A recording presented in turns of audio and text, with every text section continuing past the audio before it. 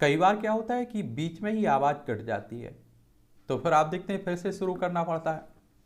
तो मैं धर्म परिवर्तन की बात कर रहा था। आप देखेंगे संविधान के भाग 3 को देखिए, आर्टिकल 25 को आप लोग पढ़िए।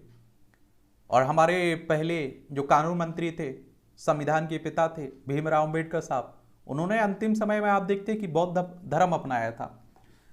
लेकिन जो राज्य सरकारें कानून बना रही हैं उसमें आप लोग एक शब्द सुनते होंगे, जबरन धर्म परिवर्तन को एक कानून रोकता है। तो ये आप लोग याद रखा करिएगा।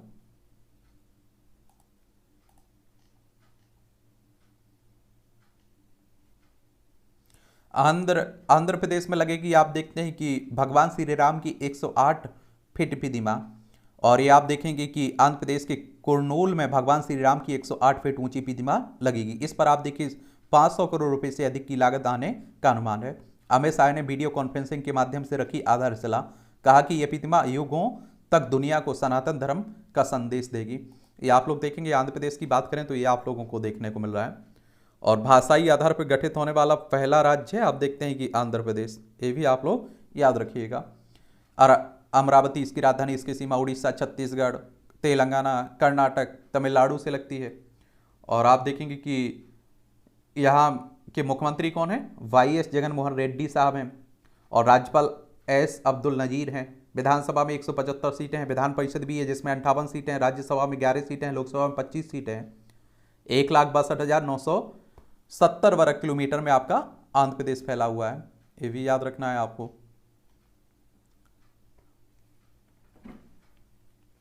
ये परिवारों को टूटने से बचाने को परामर्श केंद्र खोलेगी राष्ट्र सेविका समिति।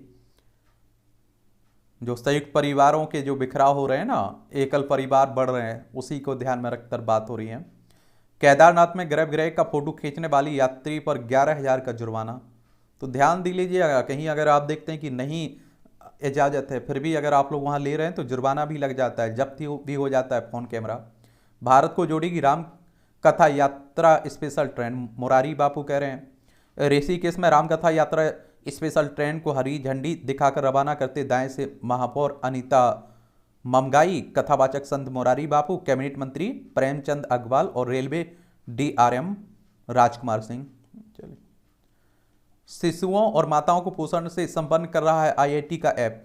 पंजाब की रूपनगर जिला प्रशासन और आईआईटी रोपड़ का नवाचार आंगनबाड़ी केंद्रों की कार्यप्रणाली में आ रही पारदर्शिता। तो अच्छी बात है, इस तरह से आप देखेंगे स्वास्थ्य, महिलाओं का, बच्चों का स्वास्थ्य आप देखते हैं कि सुधरेगा और देश का स्वास्थ्य भी इससे सुधरेगा। एक गरीबी को मात, 23 करोड़ रह गई गरीबों की संख्या 2019 से 21 के दौरान। 16.4% कुल आबादी की तुलना में इतने गरीब। और आप देखते हैं कि 64.5 करोड़ थे 2005-6 में भारत में बहुआयामी गरीबी में जी रहे लोग। 55.0% यह उस समय की कुल आबादी का इतने प्रतिशत था। 37 करोड़ रह गई थी गरीबों की संख्या 2015-16 में। 27.7% इतनी थी कुल आबादी में गरीबों की संख्या। 1.1 अरब दुनिया भर में गरीबों की कुल संख्या। 66.3% इतने गरीब मध्यम आय वाले देशों में हैं। आज़ादी के 7.5 दशक बाद भी देश के समक्ष आसन्न चुनौतियों में गरीबी का नाम सबसे आगे है। गरीबी उन्मूलन के नारे लगाए जाते हैं लेकिन आशाजनक परिणाम नहीं मिल पाए हैं। कहीं ना कहीं नीतियों में खामी का सामना देश को करना पड़ा है। हालांकि पिछले 1.5-2 दशक में इस दिशा में उल्लेखनीय परिणाम देखने को मिले हैं। नीति आयोग की हालिया रिपोर्ट में सामने आया कि पिछले 5 साल में आप देखिए 13.5 करोड़ लोग गरीबी के दुष्कर से बाहर निकलने में सक्षम हुए हैं। इसके पहले यूएनडीपी ने बताया था कि 15 साल में भारत में 41.5 करोड़ लोग गरीबी से बाहर आए हैं। आंकड़े निसंदेह सुखद और संतोषप्रद हैं, लेकिन चुनौती अभी भी खत्म नहीं हुई। देश में अभी भी करीब 15% आबादी बहुआयामी गरीबी का सामना कर रही है। इतनी बड़ी आबादी को इस दुष्चक्र से बाहर करने के लिए अभी बहुत कुछ किया जाना बाकी है। गरीबी किसी भी देश के लिए अभिशाप होती है। विकसित राष्ट्र बनने की राह में गरीबी का दुष्चक्र बहुत बड़ी बाधा होता है। इस दुष्चक्र को तोड़ने के लिए हर स्तर पर प्रयास करना होगा। और विश्व बैंक के प्रमुख अजय बंगा ने गरीबी को लेकर दृष्टिकोण में बदलाव को गरीबी उन्मूलन के लिए आवश्यक माना है। देश किस तरह से गरीबी को मात देने की राह पर बढ़ रहा है और आगे अभी किन प्रयासों की आवश्यकता होगी, यह आज हम सभी के लिए बड़ा मुद्दा भी है। और यहाँ बात हुई है नीति आयोग की, तो आप सभी जानते हैं योजना आयोग को प्रतिस्थापित करके 2015 में आया था। यहाँ बात हुई है यूएनडीपी की, तो यूनाइटेड नेशंस डेवलपमेंट प्रोग्राम की बात हो रही है। इसकी स्थापना आप देखिए 22 नवंबर 1965 में हुई थी। न्यूयॉर्क यूएसए में हेडक्वार्टर देखने को मिलेगा। वही अगर हम लोग विश्व बैंक की बात करें, वर्ल्ड बैंक की बात हो रही है, वर्ल्ड बैंक, विश्व बैंक अंतर्राष्ट्रीय वित्तीय संस्थान है। इसकी स्थापना जुलाई 1944 में हुई थी। वॉशिंगटन डीसी यूएसए में इसका हेडक्वार्टर देखने को मिलेगा। लेकिन आप देखेंगे हमारे देश में गरीबी की परिभाषा भी अलग ही रखी गई है, और उस हिसाब से तो आप देखते हैं कि जिस तरह से साक्षरता की परिभाषा नहीं है कि जो लिख लेता है पढ़ लेता है वो साक्षर है। सर्वांगीण विकास से ही निकलेगी समृद्धि की राय। गरीबी उन्मूलन की दिशा में हो रहे प्रयासों के परिणाम देखने लगे हैं। यूएनडीपी से लेकर नीति आयोग तक की रिपोर्ट में इसकी झलक भी देखने को मिल रही है। बढ़ाने होंगे और सधे कदम। भारत सबसे तेजी से बढ़ती अर्थव्यवस्था में भी शुमार है। इसी के दम पर हम गरीबी उन्मूलन की दिशा में मजबूती से बढ़ रहे हैं। गरीबी के हर आयाम पर चोट पड़ने की जरूरत है। गरीबी कम होने की चर्चा हो तो पहला प्रश्न मन में यही आता है कि देश में लोग अमीर हो रहे हैं। क्या देश में लोग अमीर हो रहे हैं? आमतौर पर सभी गरीबी को आय से जोड़कर देखते हैं। यह माना जाता है कि बस आय बढ़ना ही गरीबी घटने का पैमाना है। यह सही नहीं है। इसमें रोटी, कपड़ा और मकान के साथ शिक्षा और स्वास्थ्य की व्यवस्था तथा जीवन स्तर भी समाहित है। इसमें कुपोषण व बाल मृत्यु दर, रसोई में प्रयुक्त होने वाले ईंधन, स्वच्छता, पेयजल व बिजली की उपलब्धता आदि भी शामिल है। और इनकी उपलब्धता न होने को ही बहुआयामी गरीबी कहा जाता है। यूएनडीपी की रिपोर्ट के मुताबिक 2005-06 से 2019-21 के दौरान भारत में 41 करोड़ से ज़्यादा लोग बहुआयामी गरीबी के शिकंजे से बाहर निकले। यह उपलब्धि इसलिए भी अहम है क्योंकि 2019 से 21 के दौरान कोविड-19 की महामारी के बावजूद भारत के प्रयास कमजोर नहीं हुए।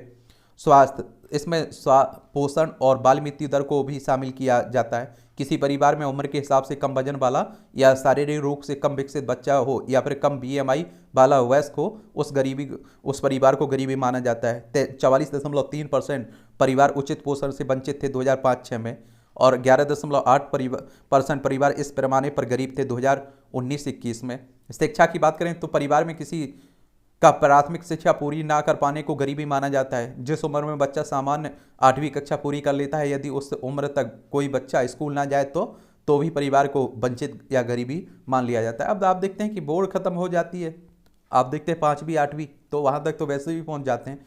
24.1% परिवार ऐसे थे जिनमें किसी सदस्य ने प्राथमिक शिक्षा पूरी नहीं की और थी वो 2005-06 में, और 7.7% रह गई थी ऐसे परिवारों की संख्या 2019 से 21 में।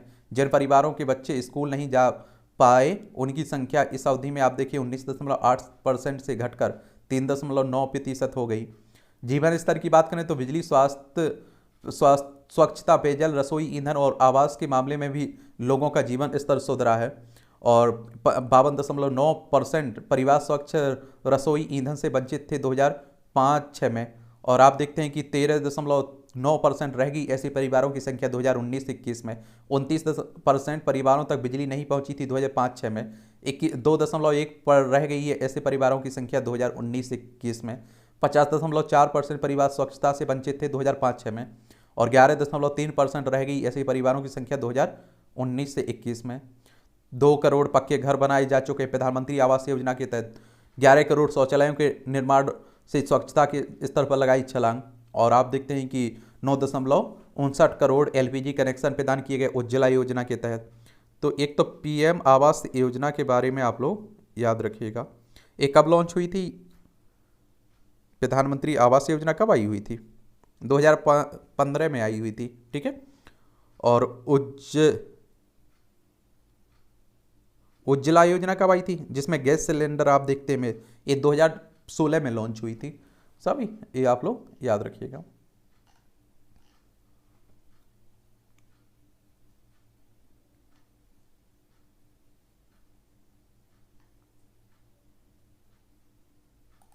ये आप देखिए संपादकीय पार्ट है, इसे भी देख लिया करिएगा, एडिटोरियल्स को, और ये आपको प्रीलिम्स में, मुख्य परीक्षा में, इंटरव्यू में हर जगह मदद करते हैं। एक सामान्य जानकारी आपको मिलती है। अच्छे पड़ोसी की भूमिका निभाता भारत। ये श्रीलंका के परिप्रेक्ष्य में बात हो रही है। देखिए ये श्रीलंका है, पाक जल नमरू मन्नार की खाड़ी आप लोगों को यहाँ देखने को मिलेगी। हम लोगों ने इसकी काफ़ी मदद की थी ना, जब आर्थिक संकट से गुजर रहा था, उसी समय की बात हो रही है। पड़ोसी देशों के लिए भारत ने सदैव एक भरोसेमंद सहयोगी राष्ट्र के रूप में उदाहरण प्रस्तुत किया है। इस मोर्चे पर दूसरे देशों के प्रति परस्पर सम्मान, उनकी संवेदनाओं की समझ और सहयोग की भावना भारत की प्रमुख चारित्रिक विशेषताएं रही हैं। ऐसे में विदेश मंत्री एस जयशंकर का यह कहना यथार्थ ही है कि भारत के लिए एक अच्छे पड़ोसी की भूमिका विदेश नीति के किसी अवयव में से कहीं बढ़कर एक ऐसा सिद्धांत है जो विश्व में भारत की छवि और कद को परिभाषित करने में सहायक होता है। श्रीलंका के साथ भारत के स्थायी एवं शाश्वत संबंध इस सिद्धांत के साक्षी हैं और दोनों देशों के संबंध भू राजनीतिक एवं आर्थिक परिधि से परे सांस्कृतिक, आध्यात्मिक और ऐतिहासिक कड़ियों से जुड़े हुए हैं और इस अटूट संबंध की जड़ें रामायण काल से जुड़ी हुई हैं। राम सेतु इसका प्रत्यक्ष प्रमाण है। राम सेतु और उस काल से जुड़े आख्यान दोनों देशों की सामूहिक चेतना में समाये हुए हैं। रावण के बारे में आप लोग सुनते हैं ना, सीता को ले गए थे जो सीता माता को अपहरण करके, और इन्हें द्विपक्षीय स्तर पर लंबे समय से चले आ रहे विश्वास, मैत्री और परस्पर सहायता के प्रतीक के रूप में देखा जाता है। यह केवल किसी पौराणिक महाकथा का हिस्सा ही नहीं बल्कि दोनों देशों के साझा इतिहास और सांस्कृतिक मूल्यों को भी संपुष्ट करता है।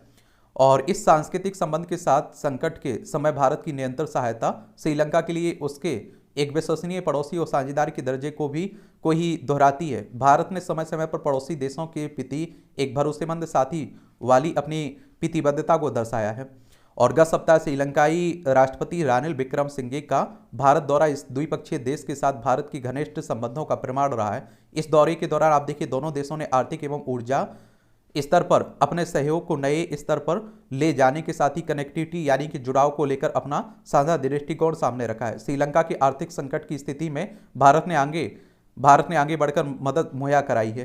कई आवश्यक वस्तुओं के साथ ही आप देखिए मौद्रिक समर्थन भी श्रीलंका को उपलब्ध कराया गया है। श्रीलंका के ऋण पुनर्गठन के लिए जापान पेरिस क्लब के अन्य सदस्यों के साथ मिलकर जो एक साझा प्लेटफॉर्म बनाया गया है, भारत उसका भी हिस्सा है। भारत 1.9 अरब डॉलर के बकाया कर्ज के साथ आप देखिए श्रीलंका के लिए प्रमुख ऋण प्रदाता भी बना हुआ है। परस्पर सौहार्द की यह भावना इस दौर में एक नए स्तर पर जाकर फलीभूत हुई है।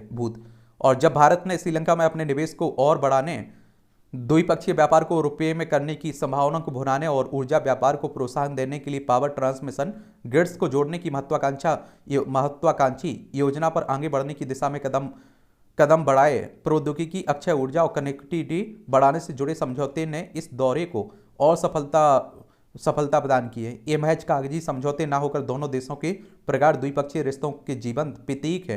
प्रधानमंत्री नरेंद्र मोदी यह बयान भी उल्लेखनीय कि हमने तय किया है कि आर्थिक और प्रौद्योगिकी सहयोग समझौते पर शीघ्र ही बातचीत शुरू की जाएगी। इससे दोनों देशों के लिए व्यापार और आर्थिक सहयोग की नई संभावनाएं खुलेगी। हम भारत और श्रीलंका के बीच हवाई कनेक्टिविटी बढ़ाने के लिए सहमत हुए हैं। व्यापार और लोगों का आवागमन बढ़ाने के लिए तमिलनाडु के नागपट्टनम और श्रीलंका के कांके संतुरई के बीच यात्री फेरी सेवा शुरू करने का निर्णय भी लिया गया है। श्रीलंकाई राष्ट्रपति का यह दौरा आप देखते कूटनीतिक स्तर पर महज एक और पड़ाव या फिर औपचारिकता भर नहीं था। यह दौरा भारत और श्रीलंका के बीच कूटनीतिक और रिश्तों के 75वें वर्ष के उपलक्ष्य में हुआ। इस दौरान आप देखिए भारत के पड़ोसी प्रथम वाले व्यापक छत्र और SAGAR सागर पहल के अंतर्गत श्रीलंका की महत्वपूर्ण भूमिका को भी रेखांकित किया गया है।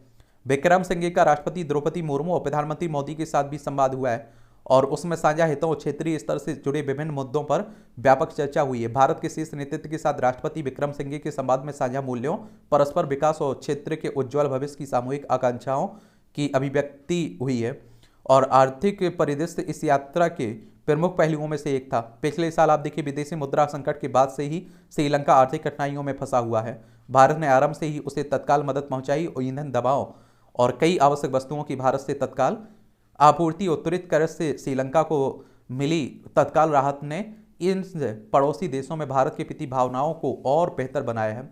इसी का प्रमाण है कि दोनों देश डॉलर के बजाय रुपये में व्यापार बढ़ाने की गंभीरता से संभावनाएं तलाश रहे हैं। आर्थिक संबंधों के विस्तार में भारतीय NPCI इंटरनेशनल पेमेंट लिमिटेड और लंका पे के बीच समझौते के बाद अगले 2 से 3 महीनों के दौरान श्रीलंका में UPI का चलन शुरू हो जाएगा। द्विपक्षीय संबंधों को और मजबूत बनाने के लिए आवश्यक है कि दोनों देश संवाद, परस्पर विश्वास, सहयोगी पहल को बढ़ावा देते हैं।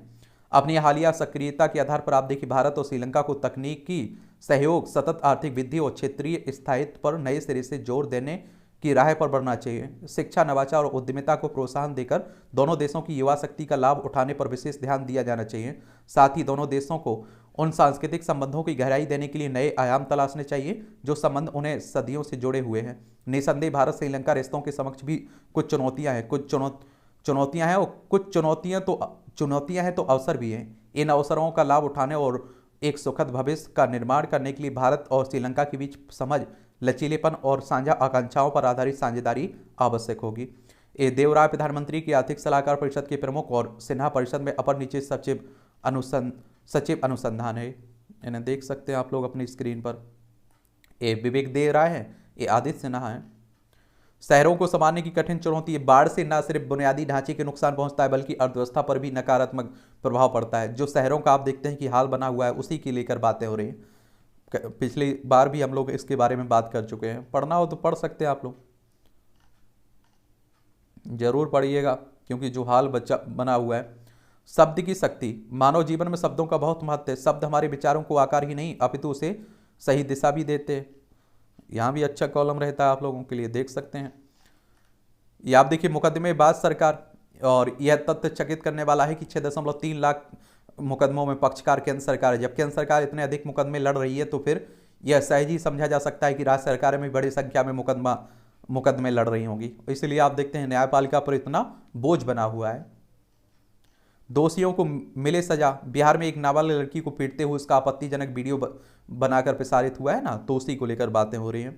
महिलाओं के खिलाफ इस तरह के कई आप देखते हैं कि अत्याचार हो रहे हैं और देखने को भी मिल रहा है। तैयारी की परख जरूरी है। एशियाई खेलों के लिए पहलवान बजरंग पूनिया और विनेश फोगाट को ट्रायल मिली छूट के खिलाफ अंतिम पंघाल और सुजीत कलकल द्वारा दिल्ली उच्च न्यायालय में दायर की गई याचिका खारिज किए जाने के बाद पहलवान अंतिम पंघाल ने मामले को सुप्रीम कोर्ट लेकर जाने की बात कही है। और आप देखते हैं कि याचिका में दोनों खिलाड़ियों का सीधे चयन के लिए किए जाने को गलत बताया गया है। कुश्ती और खिलाड़ियों से जुड़े इस विवाद का तूल पकड़ना चिंतनीय है। दरअसल फोगाट और पूनिया को भारतीय ओलंपिक संघ की तदर्थ समिति द्वारा एशियाई खेलों के लिए सीधे प्रवेश दिया गया है।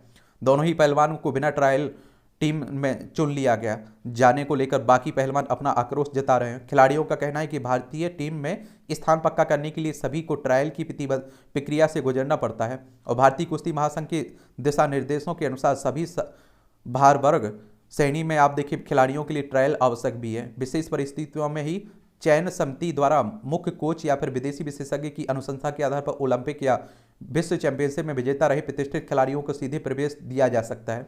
इस मामले में दाखिल याचिका के मुताबिक दोनों पहलवानों के चयन इस छूट नीति के अनुरूप भी नहीं था और इसी के चलते याचिका में बजरंग और विनेश की भारतीय टीम में सीधे प्रवेश दिए जाने का विरोध करते हुए और किसी भी पहलवान को कोई छूट दिए बिना निष्पक्ष तरीके से ट्रायल आयोजित करने की मांग उठाई गई है। इस मामले में न्यायालय ने भी पूछा कि फोगाट और पूनिया को चुनने का आधार क्या है, सिवाय इस तथ्य के कि वे अच्छे खिलाड़ी हैं। ऐसे में प्रश्न न केवल निष्पक्ष चयन बल्कि समय विशेष पर खिलाड़ियों द्वारा अपनी भागीदारी के लिए की गई तैयारी की परख के लिए जरूरी है और विचारणीय है कि निष्पक्ष चयन सभी खिलाड़ियों के मनोबल को बनाए रखने से भी जुड़ा है और साथ ही किसी वैश्विक स्तर की प्रतियोगिताओं में उतरने से पहले आप देखिए खिलाड़ियों की नियमित अभ्यास में जुटे रहने की इच्छा शक्ति को भी बल देता है। इतना ही नहीं, खेल कोई भी हो, खिलाड़ी किसी प्रतियोगिता में अपने देश का मान बढ़ाने के लिए ही उतरता है।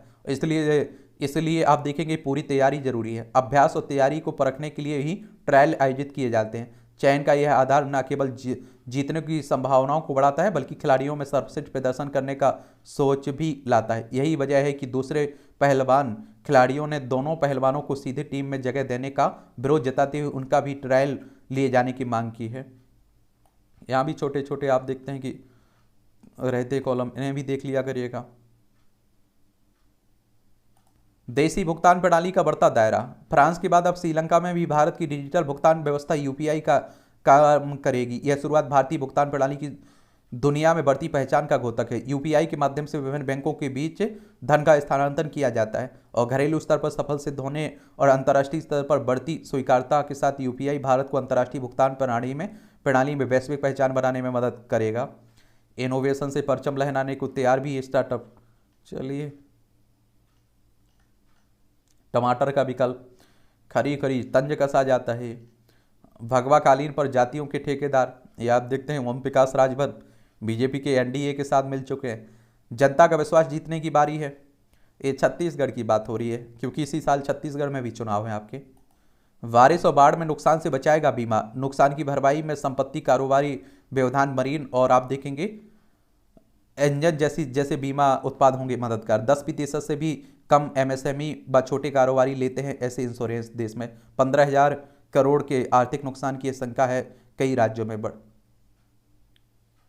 ये कुछ प्रमुख इंश्योरेंस है जैसे व्यवसाय व्यवधान insurance, marine insurance, engine seize insurance.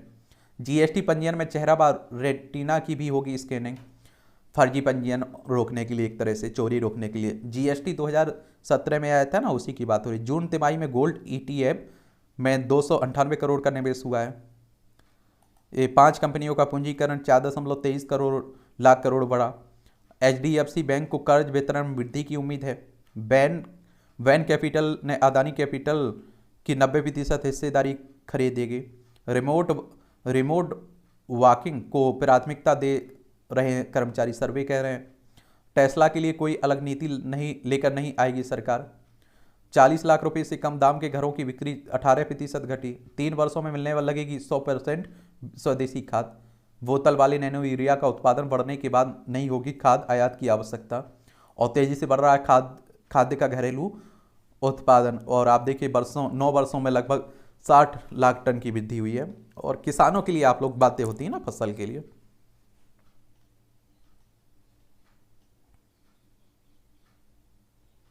ये आप देखिए अंतर्राष्ट्रीय खबरें हैं।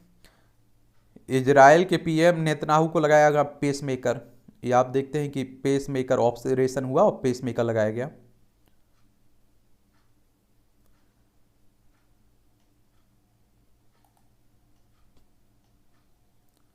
ये आप देखते हैं कि इनका पेसमेकर एक छोटा उपकरण होता है जिसका उपयोग कुछ एरिथमिया या अनियमित दिल की धड़कन के इलाज के लिए किया जाता है, एक तरह से। ठीक है।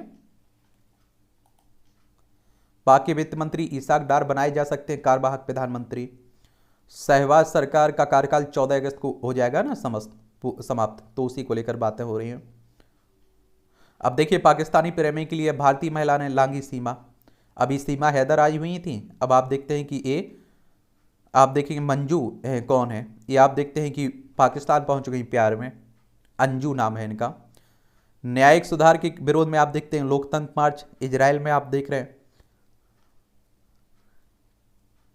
स्पेन में आम चुनाव में डाले गए वोट। अफ्रीकी महाद्वीपीय निकाय को G20 में स्थायी सदस्यता संभव, अमिताभ कह रहे हैं। ये शेरपा है ना G20 के, अमिताभ कांत, वही कह रहे हैं। ये आप देखिए तेलंगाना हाईकोर्ट ने पाक नागरिक को हैदराबाद की जेल से किया रिहा। कोर्ट ने पाकिस्तानी को हिरासत में लेने के राज्य सरकार के आदेश को बताया अवैध। ये आप देखेंगे खेल का क्षेत्र है, इसे भी पढ़ते रहा करिएगा। भारत के सामने 2011 का प्रदर्शन दोहराने को चुनौती है, विश्व कप की बात हो रही है। भारतीय पुरुष ट्रैप टीम ने जीता रजत पदक। एशियाई हैंडबॉल चैंपियनशिप में भारत को 5वां स्थान मिला है। कार्लोस अलगराज ने कोरिक को हराया। और स्वीडन ने दर्ज की जीत। अमांडा एलेस्टेड के 89वें मिनट में किए गए गोल से स्वीडन ने रविवार को महिला फुटबॉल विश्व कप के ग्रुप जी की शुरुआत मैच में आप देखिए दक्षिण अफ्रीका पर 2-1 से जीत हासिल की है। भारत को हराकर पाकिस्तान ए बना चैंपियन। यूटीटी में मनिका बत्रा, नतालिया ने जीवंत रखी बेंगलोर की आशाएं। वेस्टावेन ने हंगरी ग्रांप्री जीती। अब मुक्केबाजों ने भी चयन प्रक्रिया पर खड़े किए सवाल। ओलंपिक पदक विजेता रवि दहिया हारे, आप देखिए एशियन गेम्स ट्रायल में। वरायन हरमन ने जीता ब्रिटिश ओपन।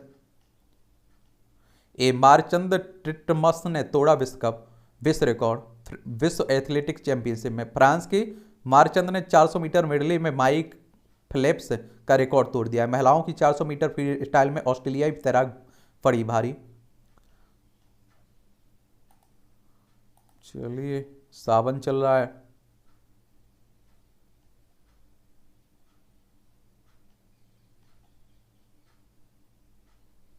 माउंट कुन पर फहराया तिरंगा।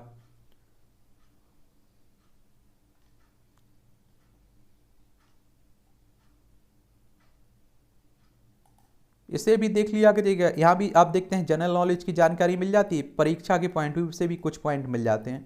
पहली बार किया गया फेफड़ों को पूरी को पूरी तरह से हटाने का ऑपरेशन। 1933 में आज ही के दिन अमेरिका के doctor William F rayon half फेफड़ों को पूरी तरह से हटाने का सफल ऑपरेशन करने वाले पहले सर्जन बने थे। कैंसर के मरीज का इलाज करने के लिए उन्होंने संक्रमित फेफड़ों को पूरी तरह हटा दिया था। ऑपरेशन के बाद मरीज की सेहत में तेजी से सुधार भी आया था। पहली बार चंद्रमा से परावर्तित होकर पृथ्वी पर लौटी मानव ध्वनि। 1954 में आज ही पहली बार मानव ध्वनि चंद्रमा से परावर्तित होकर आप देखिए पृथ्वी पर लौटी थी। अमेरिका में आप देखिए मून रिले प्रोजेक्ट के तहत इंजीनियर जेम्स टेक्सलर ने स्टंप नेक रेडियो एंटीना का इस्तेमाल कर माइक्रोफोन पर बात की थी। 2.5 सेकंड में 8 लाख किलोमीटर की यात्रा कर उनके शब्द वापस आए थे। देशभक्ति वाली फिल्मों ने मनोज कुमार ने बनाई पहचान। अभिनेता मनोज कुमार का जन्म आप देखेंगे 1937 में आज ही अविभाजित भारत के इब्टाबाद में अब पाकिस्तान में हुआ था। दिलीप कुमार से प्रभावित होकर अभिनय में कदम रखा। 1957 में फैशन फिल्म से बॉलीवुड में डेब्यू किया और 1960 में फिल्म कांच की गुड़िया में पहली बार आप देखिए मुख्य भूमिका निभाने का मौका मिला। 1967 में उपहार फिल्म से निर्देशन में कदम रखा। शायद पूरब और पश्चिम क्रांति जैसी देशभक्ति से लवरीज फिल्मों को अलग पहचान दिलाई ने। 2016 में दादा साहब फाल्के पुरस्कार से भी सम्मानित किए गए थे। 6 मैग्नीट्यूड के भूकंप टाल रहे हैं बड़ा खतरा। वाडिया हिमालय भू विज्ञान संस्थान के ताजा अध्ययन में सामने आई ये बात। और विज्ञानियों ने उत्तराखंड नेपाल सीमा क्षेत्र में आए भूकंपों के आधार पर निकाला निष्कर्ष। मध्य श्रेणी के भूकंप जैसे जैसे आते रहेंगे वहां बड़े भूकंप आने की अवधि उतनी ही आगे बढ़ती जाएगी, इससे खतरा भी टलता जाएगा। ये आप देखिए नए इस्लामिक नव वर्ष का जश्न मनाने के लिए इंडोनेशिया की राजधानी जकार्ता में फैंसी ड्रेस में मुस्लिम बोर्डिंग स्कूल की छात्राएं आप लोग देखिए। ओमेगा 3 फैटी एसिड फेफड़ों को स्वस्थ बनाए रखने में मददगार है, अनुसंधान कह रहा है। बदला जाएगा ट्विटर का लोगो, नीली चिड़िया की जगह लेगी अंग्रेजी का अक्षर एक्स। ट्विटर मोटापे से ओवरी कैंसर होता है ज़्यादा घातक। 30 से ज़्यादा VMI वाले रोगियों के जीवन को होता है अधिक खतरा। ट्यूमर के विशिष्ट इम्यून सेल्स के पैटर्न पर खोजा जा सकता है बेहतर इलाज। पार्टी कार्यालय में बंद कुत्ते ने फोन कर मांगी मदद। बंगाल में आप देखिए, ये आप देखिए मूवियों से जुड़ी खबरें हैं। पढ़ना हो तो पढ़ सकते हैं, छोड़ना हो तो छोड़ सकते हैं। इस तरह से आप देखेंगे कि आज के न्यूज़पेपर की कहानी खत्म होती है। आप लोग पढ़ते रहिए, एंजॉय करते रहिए। आपका कोई सवाल हो, सुझाव हो तो आप लोग जरूर बता सकते हैं।